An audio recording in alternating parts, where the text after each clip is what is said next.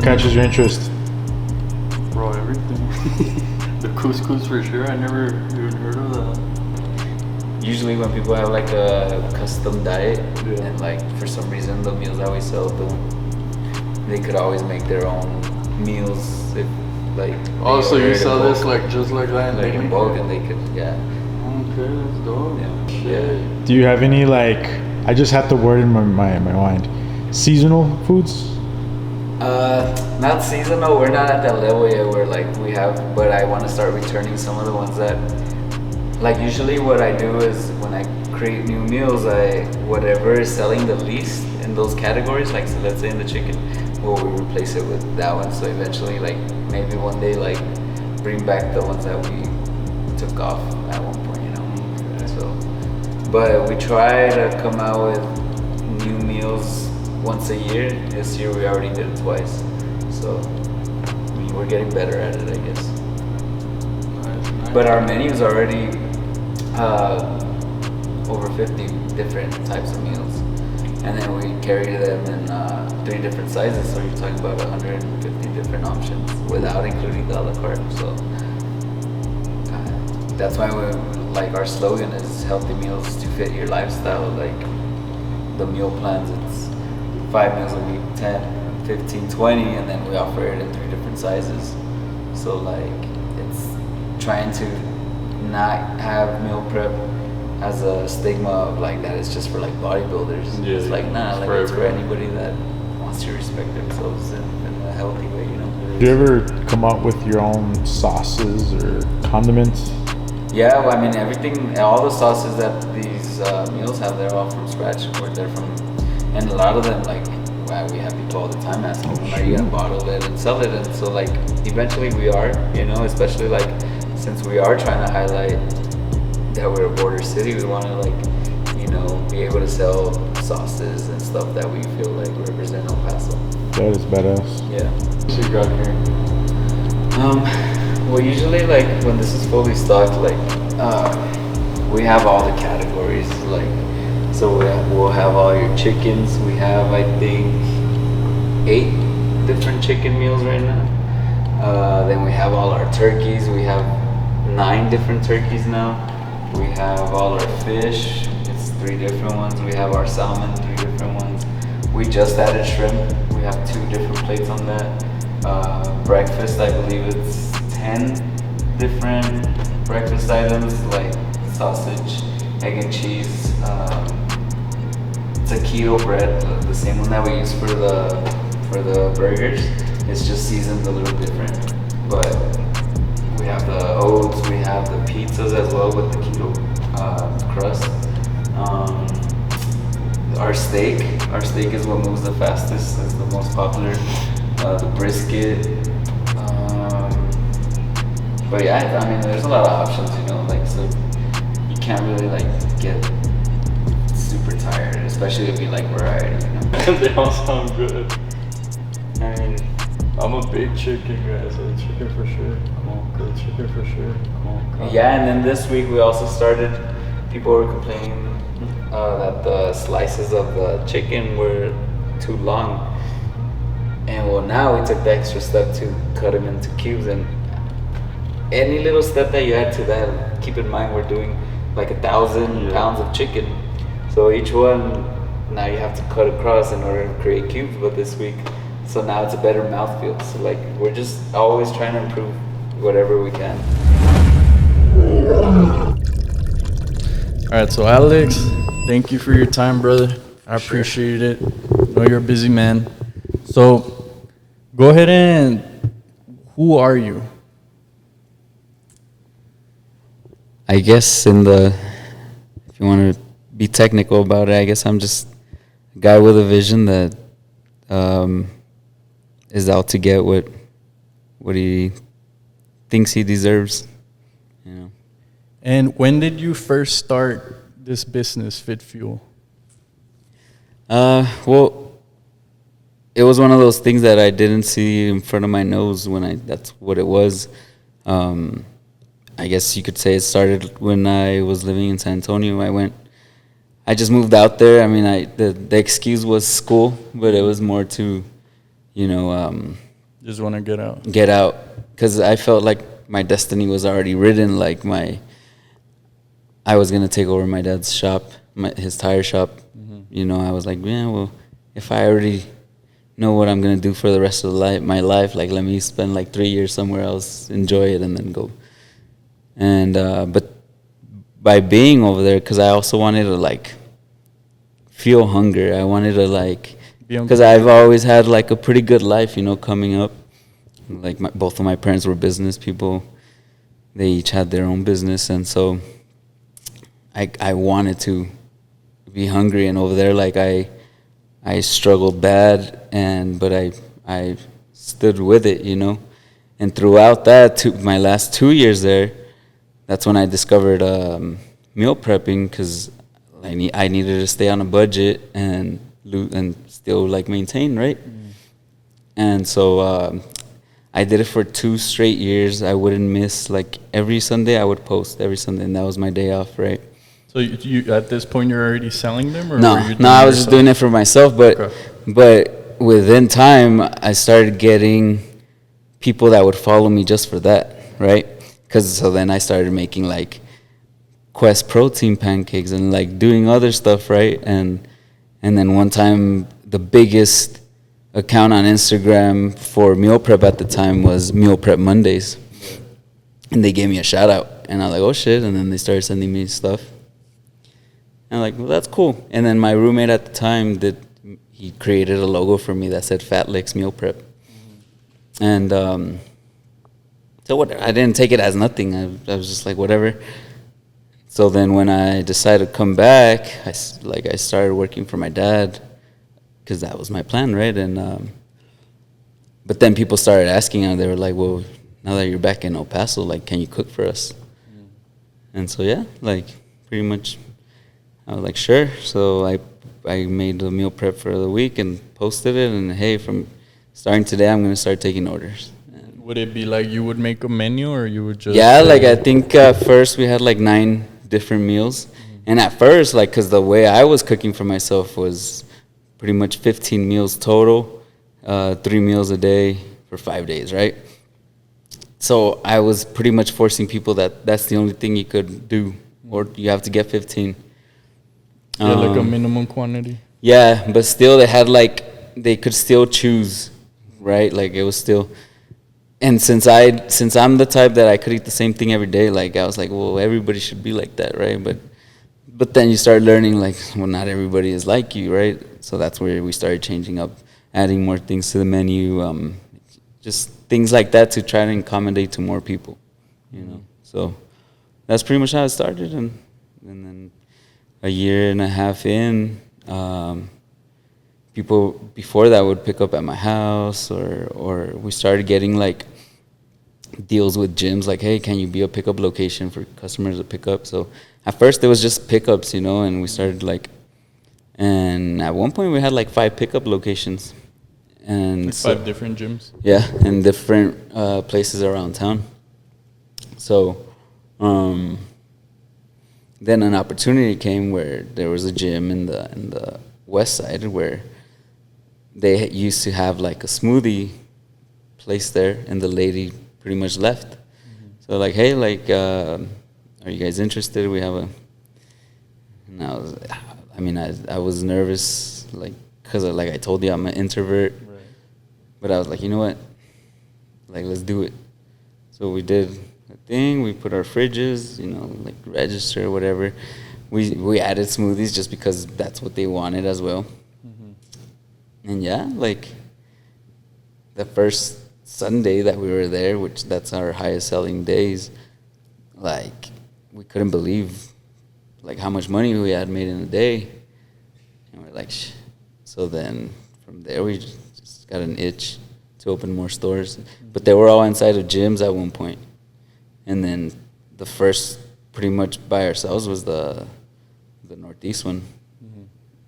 And then from there, like, I was like, I'm done dealing with gyms. Like, I'm done with that. And just started opening my own. All right. And when this first started, when you first moved to San Antonio, and, you know, you wanted to take that time off, how old were you when you first started? Well, I moved over there when I had just turned 21. Then I moved back when I was 23. So I started it June 9th. My birthday's July 12th, so pretty much I was about to be 24 when I started it. And that was when you first got that location? No, that was, I think I was 26 or 25, going on 26. We opened up January of 2016. Oh, okay. So, yeah. So, you ever have those people that tell you, you know, you're an overnight success because they don't know everything you went through? I mean, I think the hardest thing I have to deal with is that people assume that I have what I have because of my dad. Till this day. Right. So you think you didn't start the business, your parents helped you with it? Yeah. Yeah, and which, don't get me wrong, because of them, like, using my mom's kitchen or, you know, like, I'm not saying they haven't helped along the way, you know, but like on social media, I think for people that have followed me for a while, they understand I'm always working. Right. So like every time I open something new or whatever, like people always tell me like, well deserved, like you deserve it, or so I'm like, yeah, I agree with you, you know. But I think to me it's more of the personal, like never getting full credit from the people that matter to me a lot, which is usually family, you know. Like they still have a mentality of that I have what I have because of my parents. And how did your parents feel that you when you started doing this? Did they understand? Because I know sometimes you start doing something, and you know, not every parent, but some parents are like, "Well, Yeah. that's a cool little side hustle," or well, what are you doing? Are you gonna go to school? You know. Well, I mean, my mom just definitely didn't agree with it. I was in college. I started at UTEP when I came back, right? But and I started pretty much 2 weeks that I moved back. So I was in class. We had the same classes, and we would just be responding to emails, you know. So there came a point where we would just go to class to respond to emails for the business. So I dropped out, and I just went all in. And how did they feel when you dropped out? Of course they didn't like it. My mom more. Like my dad, he was like whatever about it. Like at least that's what I remember. But my mom definitely doesn't agree or didn't agree. And like when I just hit the anniversary, my girl, she asked all my family to like write something about me or, you know, something nice. And she made a book of it, like an actual hard copy and stuff. And like my mom wrote that like she never believed in it, like, and like she didn't understand it. The vision. Like because she had a restaurant, and like what is hard to explain to people is that what I have isn't a restaurant, you know. But until this day, she gets very queasy when I make certain risks, that I take certain risks, like, and I think it's just natural for a parent. But I mean, my mom is always for sure like there's that doubt in her for sure, and I think my dad also has his doubts, but like he's just proud. He doesn't show it, but I know he's proud that like at least I'm going for something, you know. Yeah. At least I'm grinding, you know. Like at least I'm not doing something that's not for the good, Right. you know. So there's two takes, you know. There's two versions I have, my mom and my dad, but they're totally different people. And when you first started, was that one of your, I wouldn't really say a struggle, but did it, how do I word it? Not a struggle, but did it kind of bother you that they didn't fully approve of what you were doing? No, I mean, I was so focused on just getting the word out there. Like, I just wanted to get the job done. You know, like I didn't have time in that time and space. Like I didn't have time to think about that because I was tired all the time. You know, I couldn't even gather the thoughts to think of that. You know, so I mean, and even to this day, like I don't blame them. Like I think it's just a natural thing as a parent. You know, you're naturally concerned, and so, you know, my job is to keep proving them wrong or keep proving them that, like, hey, I could survive on my own. You know. Yeah. So I mean, that's what I'm dealing with right now. It's no longer like the outside critics. It's more like with my family. You know, trying to get my own respect, kind of thing. So. And right now with 5 locations, I know you mentioned to me the first one you opened in 2016. How long did it take to open your second and third and fourth and fifth? We're pretty much opening every 9 months. Every 9 months? That was the goal? Or did it just kind of? happen? I mean, that's kind of how I see it. Like, pretty much every year we would have a new one, you know? So the only time it stopped was 2020 when I pretty much bought the business, and then COVID hit. So it took pretty much 3 years for me to open up a new one. Like that was a big one, the new one, the Upper Valley one. I was like, this is my first one by myself. And yeah, like, although you're so confident, although you've been doing it for so many years, like, you're not ready there's for still something that. There's still the, you know, but that's the beauty of it. Like, you still, like, that's why each store has its own story. You know, like each new step has its own story. It's not what it is. It's pretty much what you value it at, what it cost you at the time. You know, so that's why that one was important. But yeah, I feel like every 8 months, 9 months, like something new comes. Maybe not a store, but something new. Yeah. And talking about COVID, obviously you mentioned that it put a setback on you on opening up the new locations. What else did COVID start to?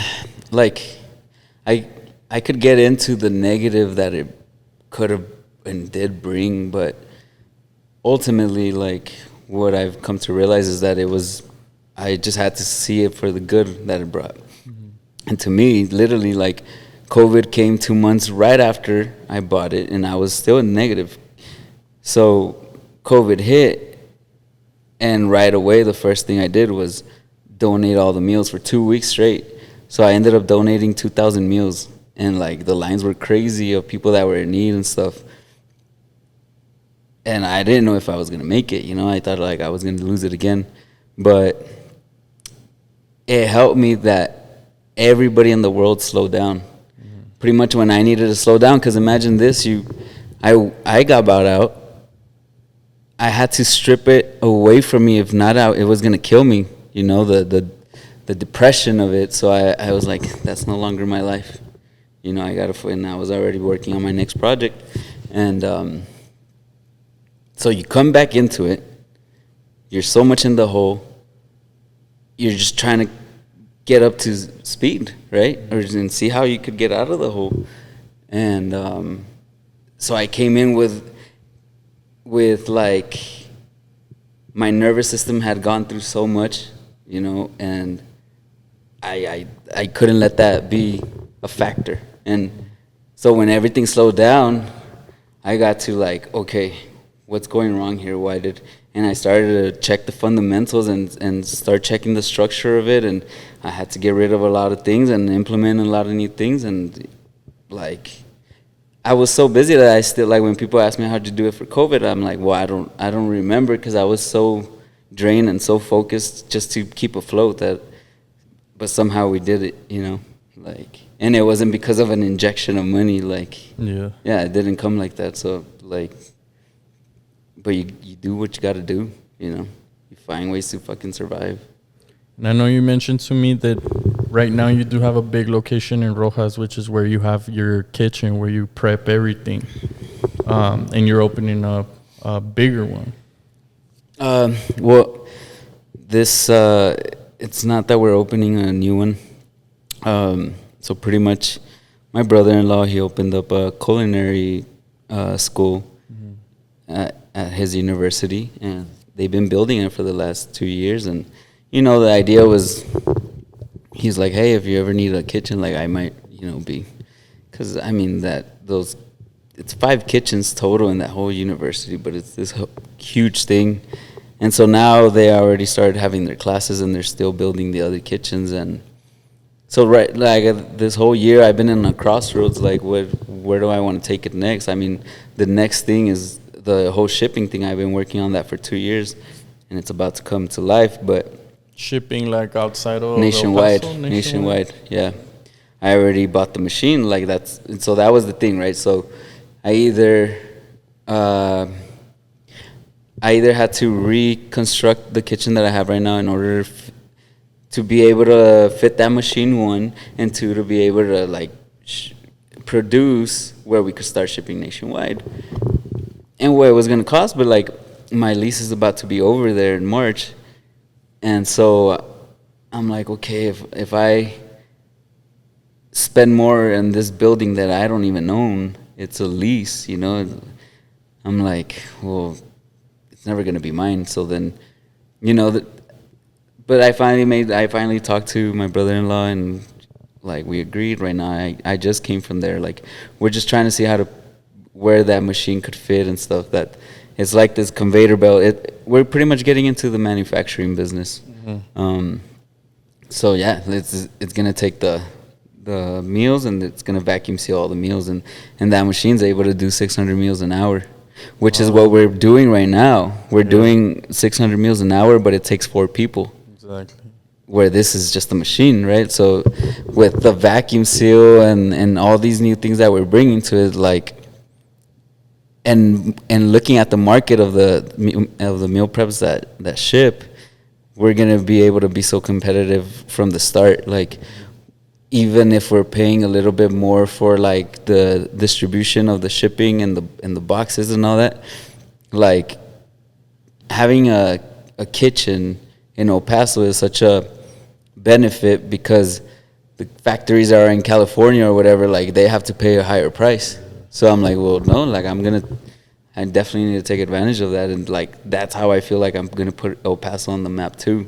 Like, cause my goal is to maybe one day have like, not a Mr. Olympia, but like a show where people could actually win a pro card here or something like that. Right. Like start bringing more people here, and I'm going to do that by sharing the Hispanic culture, or what I know of meals, in a healthy way. Like, it's like, okay, like if at one point, like when I started the Chuco brisket, like, well, that's going to be a taste of El Paso, in our own way, in our own healthy way. Like, but all the other meal preps that ship from like Iowa or whatever, like up there, they don't know what flavor is. Exactly. And so like, Mike, if we were able to do it in a town that is so flavorful, like there's no way we won't make it. In parts of the country where like flavor is like the second thing. Tex-Mex. Yeah, it's the second thing that comes to mind. Like, so yeah, I mean, we've created just that culture, and that we've added departments to our company, and people just focusing on one task instead of like having employees do everything. Now it's more structured. It's like, all right, you're just in charge of this, and when people work like that, it's just kind of like a harmony. It's like an orchestra, and everybody's doing their job, like master that first, and then yeah, everyone has like their own instruments, like you said, an orchestra. Yeah. And how does the shipping work for, because obviously it's food, like do you freeze it and overnight, or? Well, so with this new labeling system, packaging system, refrigerate, like these right here, they last 6 days, right? Refrigerated. Like this, yeah. With the other vacuum sealed, refrigerated, they'll last 30 days. Okay. The shelf life increases by pretty much 400%. But then you freeze them, and they could last years. Yeah. So how we're gonna do it for now, it's by the insulated boxes, but send them frozen, and we won't have to invest in the ice packs, and we'll just have to get a contract to be able to ship no more than 3 days. Yeah. So we'll hit the Yeah, that way they regions. get the- We'll hit the regions that are like, you know. And that's really smart because even, bigger people could find out about you, obviously, with marketing, things like that, word of mouth. Even gyms from out of nation, bigger gyms, they could even maybe get a contract with you and just ship me out Yeah. 300 of them, things like that, Yeah, and so like I'm transitioning the company now. I want to get into the manufacturing. So like how I'm seeing these stores, they're what I call outlets.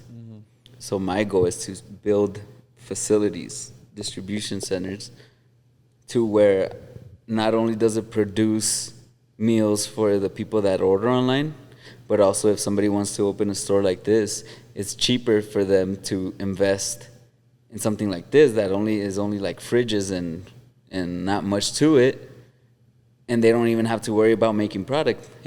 We send it from the facility, and they're You're trying to be a so they don't have to supplier in a worry. way. Yeah, Okay. so like they're buying my product, and so it's a win-win. Like Yeah. they don't have to worry about making it or anything. They don't have to buy the kitchen, because the kitchen is the biggest investment. Exactly. So if I take care of that, like, so it'll be like pretty much going to two things, home deliveries across the United States or outlets, Man, that's crazy because I would always see like ads like Hello Fresh, all of those, and I'm like, how do they even do it? Like, doesn't it go bad or anything? I didn't know that's how it worked. That's pretty interesting. Yeah. No, and like the more we grow, like there's a lot of people that follow us that are not from here. And I'm always either getting emails or messages like, do you guys ship here and blah blah. And I always like have to say not yet, like, but soon, hopefully. When was the first time you received like someone from out of state that asked you, do you guys ship? And that's when the Probably light like bulb within hit? the first year, to be honest. Yeah. Yeah, because I remember we would take trips to Albuquerque or stuff because people would hit us deliver? up. Not to deliver, but like there was like gym trainers or owners from over there that were like, oh, and then we would go over there or something like. Oh, okay. Yeah. So like people from out of here have definitely like been following us, and like you could see when one of them opens one, like you see some of your style and you're like, oh, like I know they got that from us, Yeah. So like it's cool, I guess, So right now you're planning more going into supplying, basically. Well, I just want to get in manufacturing. Like what gets me excited is like how things could work just to make things better, more efficient. Yeah. Like, so, and as a kid, I would always, like, that was my thing. I would build those, like, Rube Goldberg machines. Have you heard, like, the ones where you put a marble in whatever?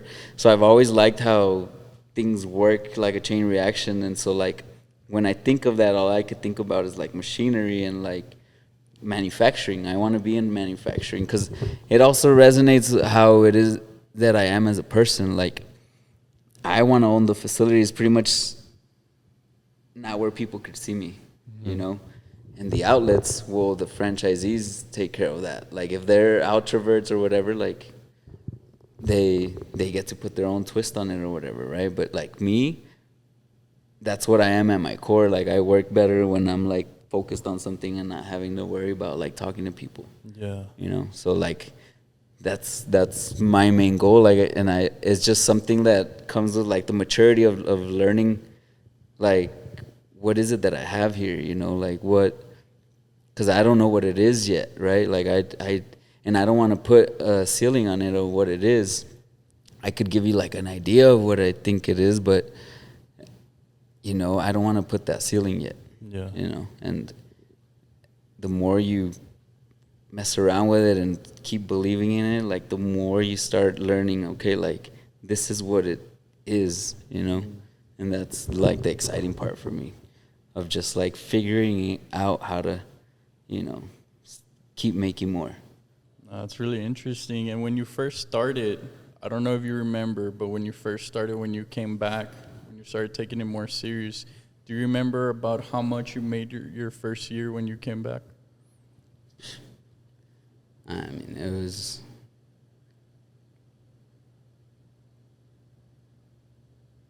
For sure, I don't think more than 100 grand. Yeah. Yeah. So you came back and you already made 6 figures. Well, not me myself, but yeah, I guess like I I think the first year, I don't know if I'm thinking, because I know I remember that one of the first years it was like 110 grand, but I don't know if that was already with the store or if that was the first actual year. But I mean, we'll just go with that one. Like I guess it was 110 the first year. Yeah, that's Yeah. really good. And each year you just keep growing. Yeah, I growing. mean, we started with 4 orders, and then the next week it was 10, and then 12, and then, like, man, that's just how it was. In that first year, were you expecting to make that much, 6 figures? Since I didn't go in it with that as my goal, like, when people ask me, like, did you expect all this? I'm like, well, I sure as hell worked towards it. Like, if I couldn't envision it, like, how could I get there? Exactly. So I think I just believed in what I go through as a person that suffers with pretty much a body that needs work to it, that if I don't control myself, I gain. So I think it was just like, well, I believe in this so much. Like, it definitely helped me. So I think that was the thing. It was just like, no, I need to prove to people that this works, right? Like, so I guess it never surprises. Like, if anything, every time I see numbers at the end of the year, I'm like, okay, well, what am I going to do next year? It's just when you got like skin in the game, you just stay in the game, and numbers are just numbers, Yeah. like, so I didn't go in it like that because, especially like 3 years in, I think that's when I got approached by my dad, like, and my uncle, because they're co-owners.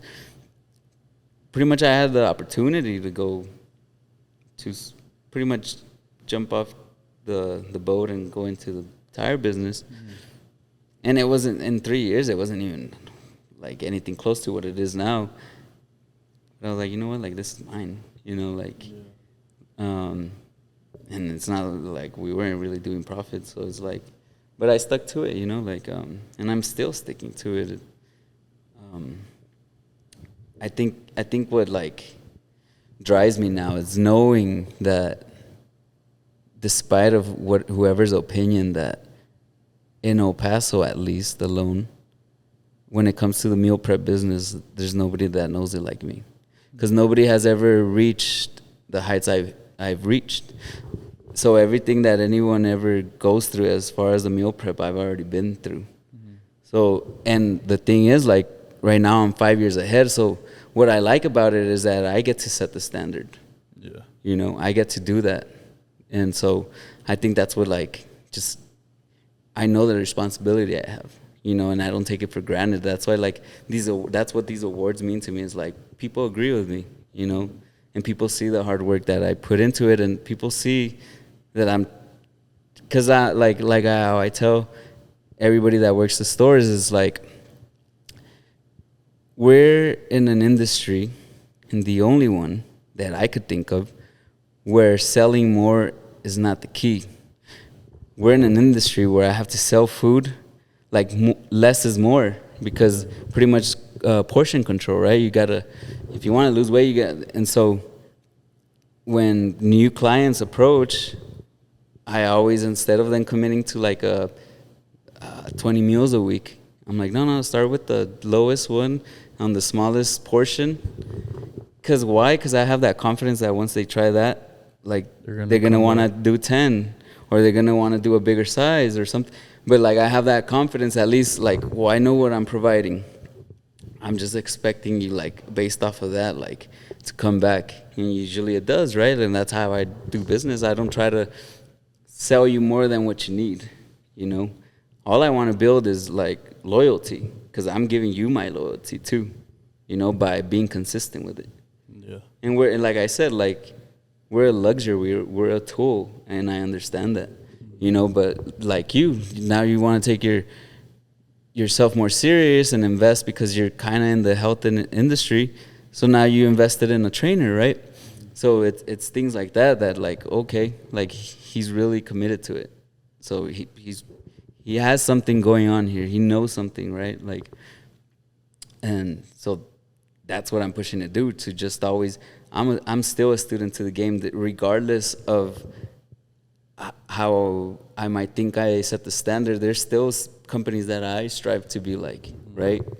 It may not be here in El Paso anymore, but I have things to strive for as far as a company, and as far as, you know, going into manufacturing, that's a whole new monster for me. Yeah, definitely. You know, but I just come with okay, my vision has worked till here, like, so why wouldn't it, why is, because pretty much everything that I've ever like thought of and said, like, it's happened. The only thing with when things happen to you that you wanted, I tell people, it's like, it's never as it seems. So when you get somewhere, you think you're gonna have this feeling like, hell yeah, like I did it. But when you're there, it's happened to me so many times when, like, let's say when I open a store or whatever, you're left like, shit, like, it came with all this, you know, like it took all that to get this. Like, okay, I got what I wanted, but I definitely fucking paid for it, you know. So that's just how I see it, I guess.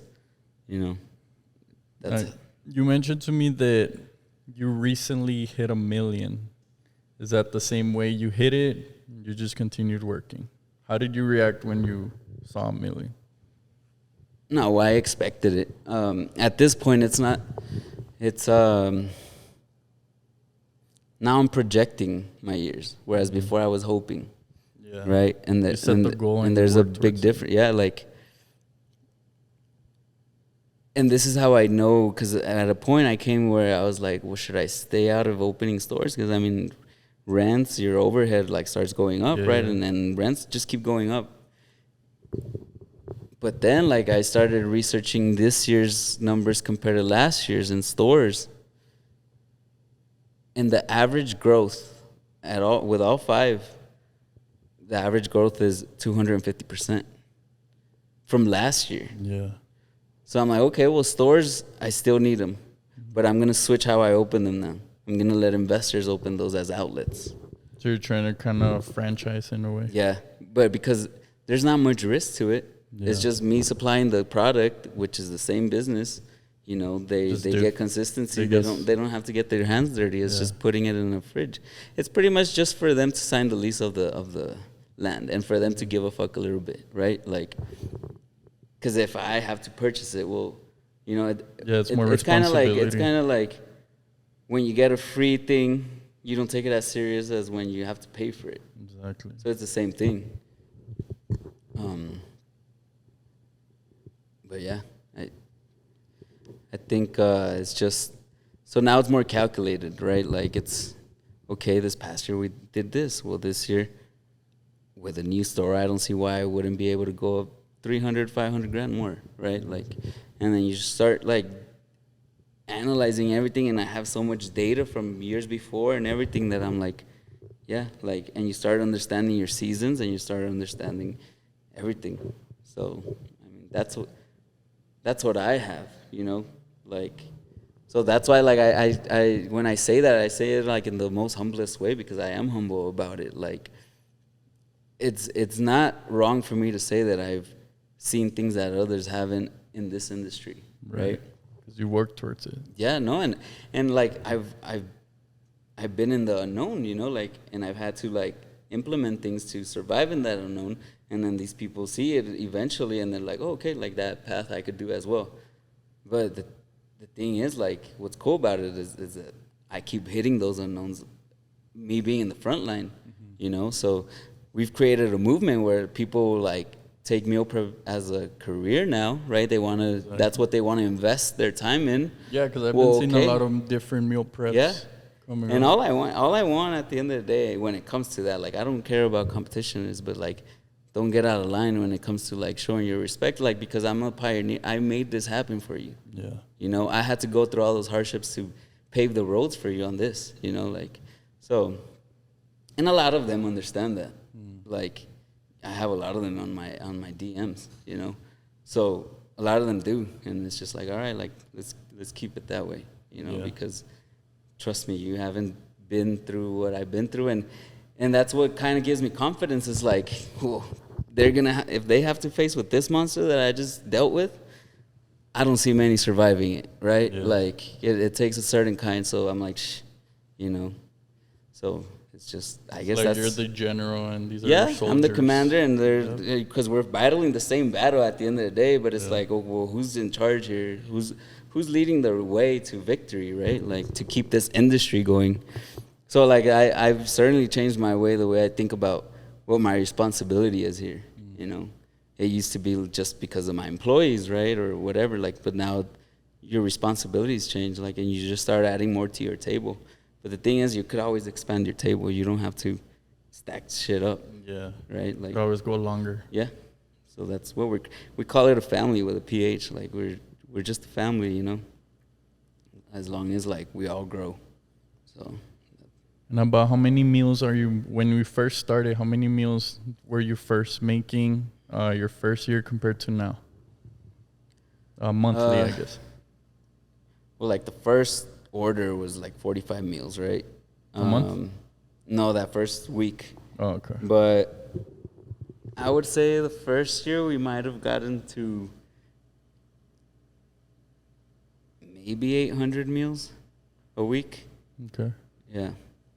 And now I've hit 8,000 meals in 1 week. One week? Yeah. So pretty much in a month, I don't know, 8 times 4, like 32,000 meals. Yeah. Wow. That's in all 5 locations combined? Yeah. Yeah. So definitely come a long way, but to me now 8,000 sounds so like, damn, it took that long to get to 8,000. Yeah. Like, so yeah, I mean, it's just where we're moving into right now. Potentially, it's like, okay, well, now we're gonna be able to cook every day, because right now we just cook once, right? We still have that. So I'm like, well, that's already 6 times the amount that we could make. And the goal is to use all the kitchens there at one point when it gets so big. So I'm like, there's 5 kitchens times 6. Like, you're talking about going from 32,000 meals to potentially almost 200,000 meals in a month. Yeah. You know, and I'm like, there's no reason, because it's the same amount from 100,000 to 1 million than it is from 1 million to 10 million. So I'm like, Just why wouldn't 10x we be able to do it? Yeah. It's the same distance, you know. So that's the mentality going into this new like phase of the business. I call it phase 4, you know. The PH. Yeah, both of them. Yeah, and you definitely came up, because I've seen this location for since it first opened. Because like, I'm telling you, I live like right here too, and that's when I didn't know who the owner was either. That's when I came in, try to pitch you my product as well. Yeah. So, and it's crazy that now I'm getting to be able to know your story, because I had no idea this is everything you had gone through.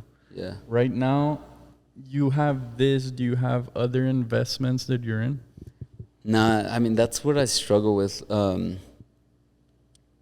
Like, I have my 401ks and I have my Roths and all that, but like, I've always just been so invested in just investing back into this, because like I said, I still haven't put like a what are you on it. Mm-hmm. So I'm like, I want to keep finding out where I'm going with it. Always been a So student. I'm like laser focused pretty much like all the time on this, and like investing in other things. Like, to me, it sounds pretty, but I have something that works, you know. Like, I'd rather invest 100% of it to it, you know. So right now you're just reinvesting everything into the business. Right now, where do you see yourself in the next? You're 33, you told me, right? Yeah. Where do you see yourself being when you're 38 in 5 years? Ready to pretty much almost retire. Not retire, but by that point, I have to have a system that works as well if I'm not there. Mm-hmm. You know, I see for sure like a facility of my own, having a distribution center, a pretty big one. And I could see in the next 5 years, you know, probably hitting like 50 stores maybe, you know, opened. And yeah, I mean, I just want to take over the meal prep game in all aspects. You know, I just want to keep on competing. Like, I want to keep on proving that I'm the one that has the right vision for this industry. Mm-hmm. You know, I want to be the leader in every aspect of it, not just in El Paso, not just in stores, also in the online. Like, I want to do all that, and I think I just want to open up departments like within the company, umbrellas. You know, I just want to have so many umbrellas, have my own marketing team, all that stuff. Like, I just want to structure it where pretty much everyone could win. Like, yeah. So. And right now, if someone wanted to start basically what you're starting, what would be some advice that you would give them?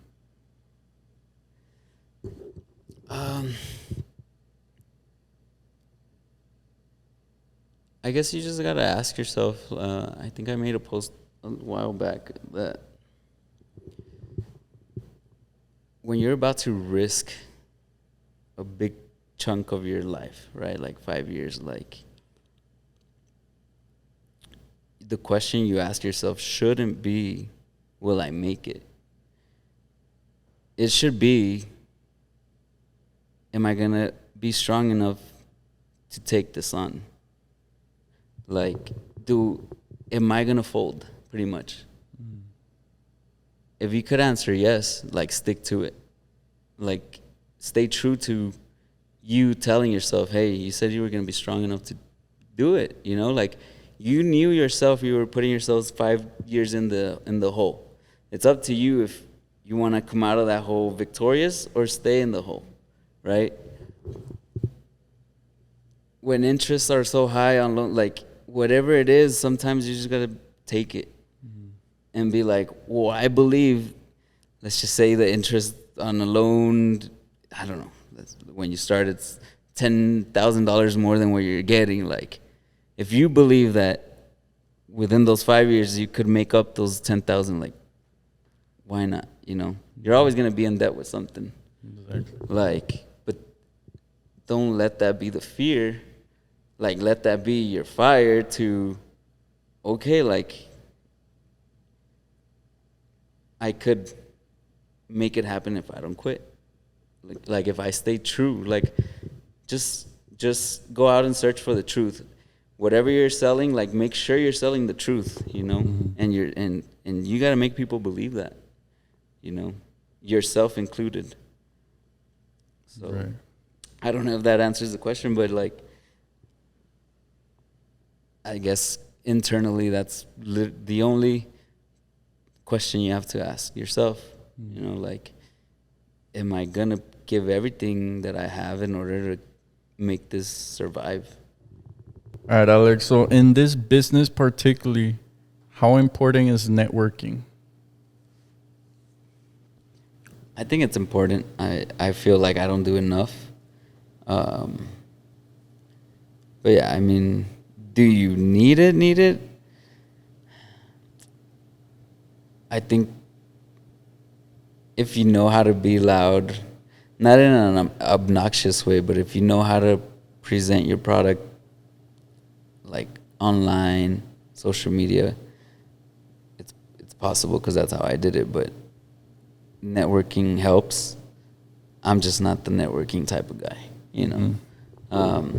I used to be when I used to drink and go out, but that would be the only time. But now I just kind of focus on my strengths, you know, which is just being on my own or whatever. So I mean, I have nothing against people that network. I think it works. It's just not something that I'm too good at, you know. Mm-hmm. So I'm working on it though. Like these type of things help me, but yeah, it's not always been my natural thing to do. Yeah. And I did see that you've been 1 year sober as well. Yeah, I hit it in July. Congratulations on that. Thank you. Now, where can people find you on social media? Facebook and Instagram at Phit Phuel, PH both of them. Our website, phitphuel.us, that's where you could order meals. You could order your meal plans. You could subscribe. If you're military, law enforcement, medical, teacher, you could. We also added like a feature where you could upload your credentials. The system checks it. If it is a valid ID, like it'll give you the automatic 10% for life. What else? We have an app as well. Oh, wow. And then, well, the 5 locations, there's pretty much, we try to spread them out where there's one near every side of town. So, but yeah. There you guys have it. I want to thank every one of you for watching, and I mostly want to thank you, Alex. I know your time is valuable. No. Thank you for doing the podcast. Guys, make sure to subscribe, follow Alex, Phit Phuel PH on both of them, and Fat Alex, correct, with PH. Fat Licks, yeah. Fat Alex, there you go. Thank you guys for watching. Stay tuned for the next one.